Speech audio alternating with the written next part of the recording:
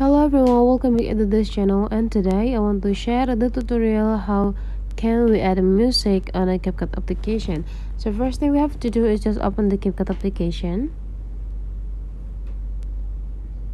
Okay, and now we just need to go create a new project if you don't have any project yet, or you can also the previous project that you have.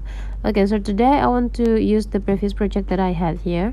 So I already have the video, but I have no audio or sound or music over this video, and I want to add some. So the things we have to do is just make sure that this straight line is in the first position of the clip. So we just need to adjust in it by drag the clip into the right side until the straight line is really stay in the beginning of the clip.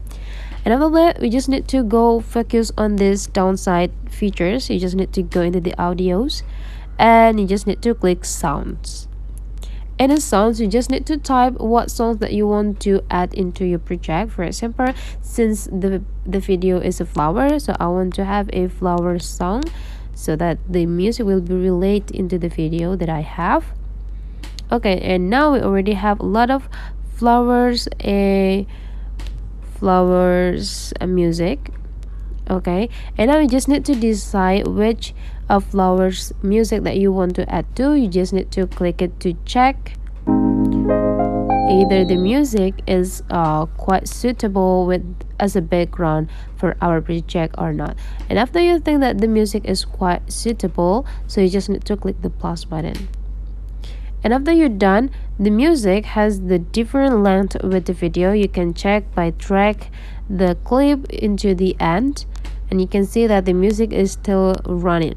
So to make it have the same line, you just need to make the straight line stay in the end of the clip, and after that you just need to click the clip until the music in its active mode, and after that you just need to click split and go delete the rest of the music. And now you already have the music on your project. Okay, let's check.